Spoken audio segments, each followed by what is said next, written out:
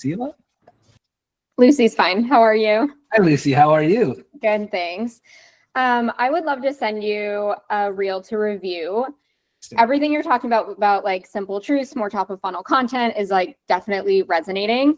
I guess my question is, so my content probably on average, my views are maybe 5K on reels, but I have videos that are 55K, 35K, 47, 15, 12, 11, like all of my most viral content is on one specific topic and it is incredibly niche. So I want to send you the video for you to look at, and then just kind of like, why is this content going so viral and what can I take from it to apply to other types of content to reach other people? My main goal with my platform is to convert followers and viewers into high ticket clients for my coaching business, which it's doing definitely that. So I want to make sure that I'm continuing to reach the right type of people.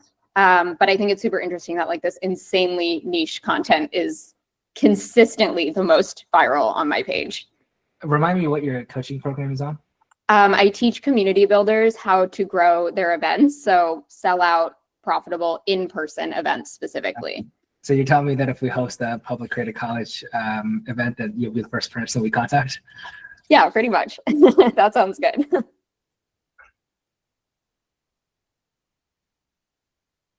These videos are all around working with sponsors for the events, and they all have a ManyChat opt-in, which might be the reason they also pick up, because obviously lots of people are commenting, but just for context.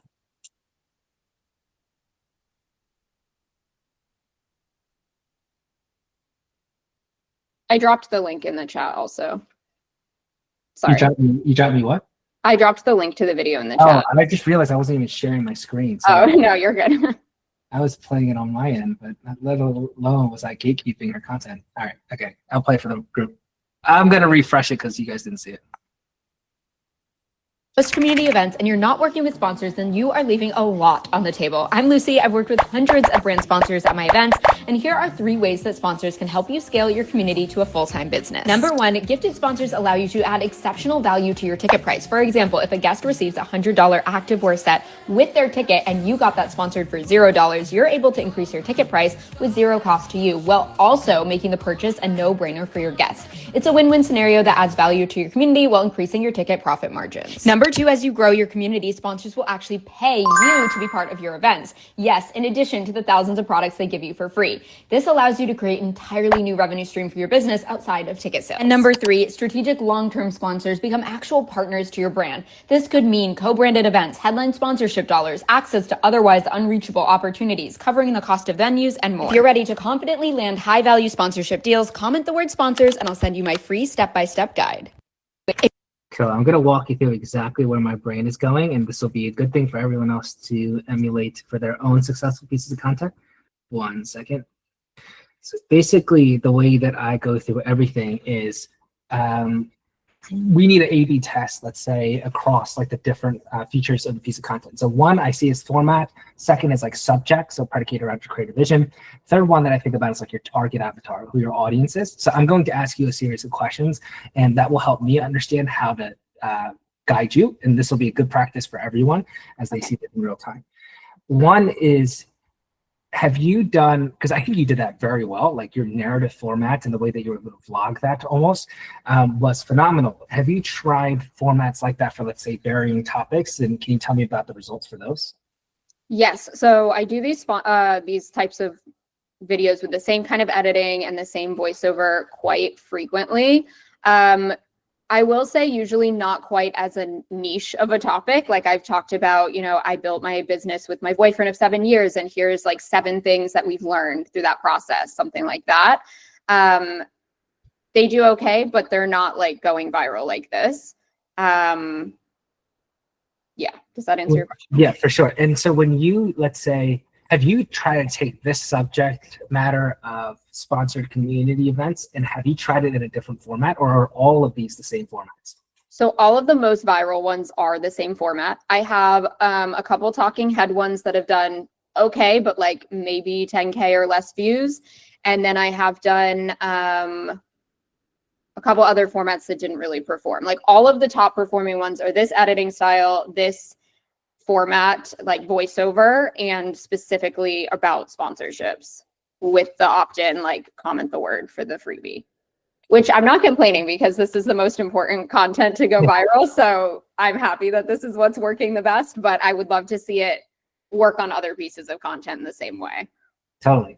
Can you speak to your specific target avatar that this is reaching and people that are already in your coaching program, for example, like tell me their demographic, tell me like who they, like, are they like working at other brands or they're trying to develop these community events, or are they their own entrepreneurs, etc.? They're entrepreneurs. There's two types of people. They're either pre-launch and they're like, I want to start a community events business and I don't know where to start, or they've been hosting community events and they're not profitable. That I would say is more my clientele. Like they host events, but they don't work with brands. They don't know how to make them profitable. They're not consistently bringing in like full-time income from their events. And then I would say it's probably 70% women, age demos anywhere from like 25 to 45, primarily in the US, but not exclusively. And if you were to give me a general estimate to how many of them are in that pre-launch category versus launched and not profitable category, are you saying like 70-30 is more leaning to? I would say around that. Cool. So when you take them through, let's say, your coaching program, I'm sure you teach them about sponsored events, which is a big part of it. But like, what other things are they not aware of that you need to educate them on when they're in your coaching program? So it's kind of broken out into 3 phases. Phase 1 is all the foundations, like who are we targeting? Why are we even starting this business in the first place? What defining the offer, doing market research, and kind of setting up the basics of their business, everything from forming their LLC, getting insurance, liability, all that kind of stuff. Then we move into more of the like, what does it take to put on a great event? So we'll talk about budgeting, working with brands and sponsors, how to design the experience, how to get your venues for free, things like that. And then in phase 3, it's all about messaging and marketing. So how do we do our ticketing? How do we create content for social? How do we sell out our events consistently? Emails, SMS, whether or not to run ads, but a big focus on organic content in that section. So it's pretty much like the A to Z of how to host in-person events. And when you are, let's say, in this coaching business, and I see it all the time too for Creator College, when there's specific topics that we talk about, like people's eyes light up and they're like, this feels a little bit more called to where I am currently. I'm sure this idea of brand deals is a big part of it, but are there other ones like the idea of getting a venue, I feel like would be a big one, but are there other ones that kind of light up somebody? So through the content, like on social, I found that like sponsors is just the one that really pops, because I think everyone sees like these logos that they really want to work with these big brands and they want to get paid by brands. And that kind of blows a lot of people's mind. Like they're going to give me 1,000 units of free product and pay me. Like they're just so mind blown by that. I think maybe the other way, like I've talked about a lot of these topics on my page. None of them have popped like this. I would say if there was another one, it's usually getting venues for free. So again, partnership focused, but that could be one that I maybe lean into more. And then otherwise, I've talked about the other topic that has gone semi-viral recently was like how to deal with or approach competitors. Like if somebody's ripping you off or stealing your ideas, like how to like kind of tune that out and focus on you and your business and not let you get distracted. So a bit of like mindset kind of in relation to specifically community building. Cool. Second to last question. How about when they're in your coaching program? Like when someone is already on a call with you and you speak on a particular topic, like what lights them up usually? That's a really good question. I think it's usually around what levers can we pull to be more profitable. So often comes back to sponsors and venues and cutting costs. I would say we talk a lot about like how to build out your content team, how to make sure you have the right shot list, how to get content at your experiences so that you can post consistently, which therefore equals sales. I would say like usually it's around the topics of profitability that really get people the most excited. And then also some of the more foundational components of like how to build a really good offer. I see a lot of people in this industry and all industries, but kind of idea hopping or like doing 1,000,001 things and trying to be everything for everyone. And when I get them to kind of unlock this perspective of like the more I niche and the more I focus and the more I streamline, the more profitable I'll be, the more I'll be able to scale. That seems to unlock something big as well. Have you talked about all of those things across, like, let's say your social media content's on the front facing content? Have you tried talking about those things where you're talking about profitability, whether it's cutting costs, whether it's the content team, whether it's about getting a venue? I know that you talked about that, or a really good offer. Like, have you talked about all of those specific things across your front end content? I would say I've talked about most of them, maybe not as many times as sponsors, and maybe not all of them in this format specifically. If that's where we're headed, I think that could be definitely a good idea to like put all of them into this format and see what happens. So not quite. I actually wasn't headed that way, but I like that idea too. Okay. Probably a good idea of an A/B test. But basically what I just had done with Lucy there is in real time understand like how much of this can you probably extrapolate based on the other content that you curated. So we asked her questions about format, we've asked her questions about subject matter, again, predicated around her creative vision, and then things about her target audience. And usually you're trying to figure out which one of those three things have been successful so that you can derive your next piece of content that hopefully has a higher likelihood for success. For you, it seems as though you did quite a lot of A/B testing. Now, I'm sure you didn't like maximize it just yet, but still, like there seems to be quite a lot of you posting this content to know that, okay, it is seemingly this subject matter and it's predicated on this format. I think another thing to kind of consider is just your angle that you're taking this on, because that might be the derivative that we're looking at. I'll explain. So for right now in this piece of content, I'm going to play it once more and then I'll explain to you what a different angle could be. And then we will talk about how you can derive more content. If you host community events and you're not working with sponsors, then you are leaving a lot on the table. I'm Lucy. I've worked with hundreds of brand sponsors at my events, and here are 3 ways that sponsors can help you scale your community to a full-time business. Number 1, gifted sponsors. Lucy, tell me, what were you doing before your business became more successful? Tell me about like when you were probably struggling with community-based events, or what were you doing before this? Before I was hosting events, I was working a 9-to-5 in influencer marketing for an eyewear company. Cool. And I do a lot of content around like quitting my 9-to-5 and like kind of telling that story. And honestly, I want to do more of that. That's definitely a priority after being in this program for a week. That content does seem to resonate. And then tell me, let's say when you started this community-based business, how much of that was successful early from the get-go, or did it take kind of a learning curve for yourself as well?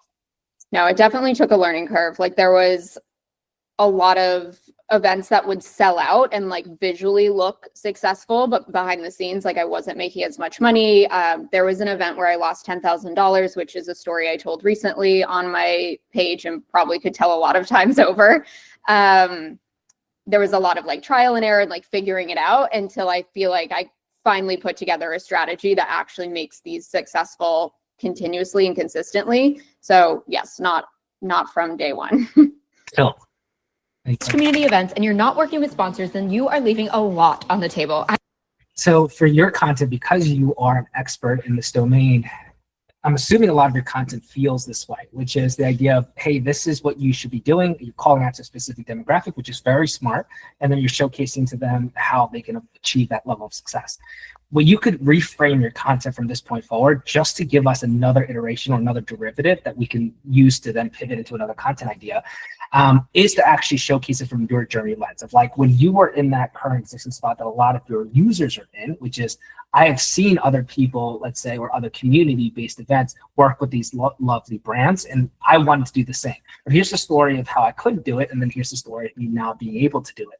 So you're telling the exact same kind of solution to it, but you're just approaching it in a different reframe. And we do this all the time.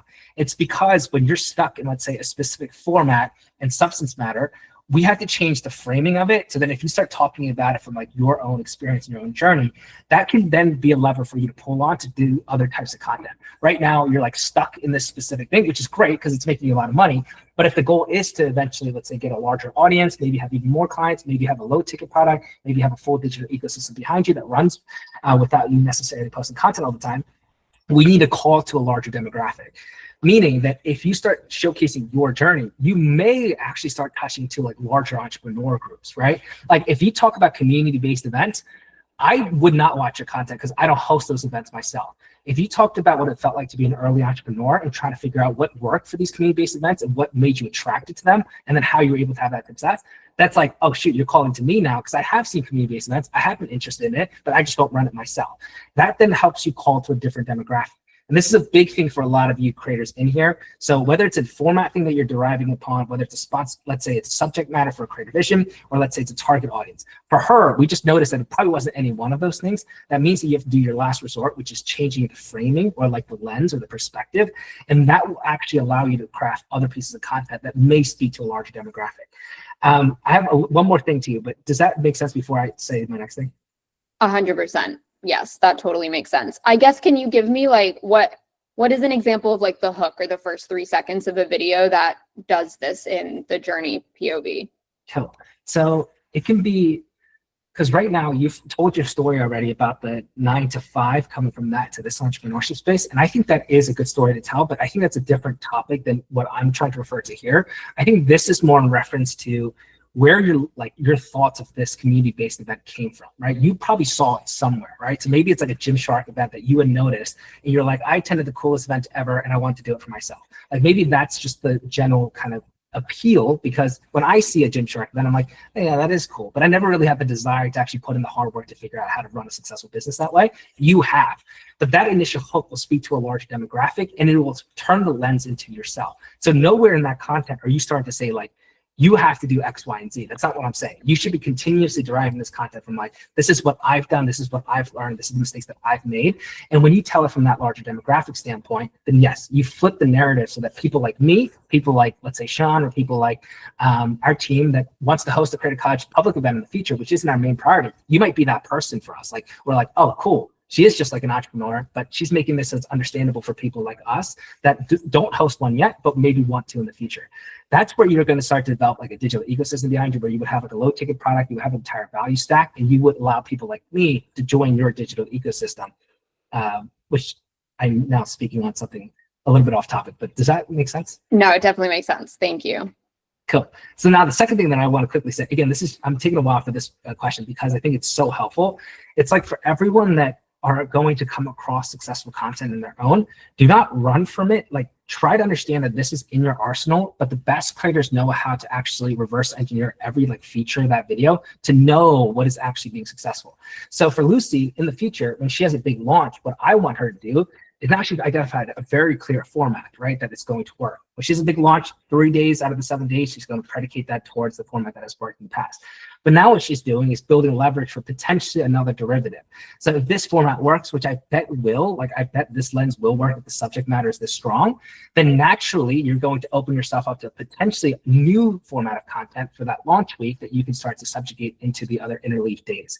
But that's like, then when you play to like emails on the back end, you would do that messaging angle. So no longer are you like teaching someone on the email, but maybe you're saying like your subject line is like how I lost $10,000 like you just said, or it's the thought process like I want to build a brand like Gymshark, but now I did it better than that. I don't know, whatever your hook is, but that's going to give you a different angle in your emails to potentially upsell them into a different program.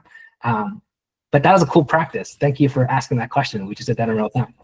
No, amazing. Thank you. That was incredibly helpful. Cool.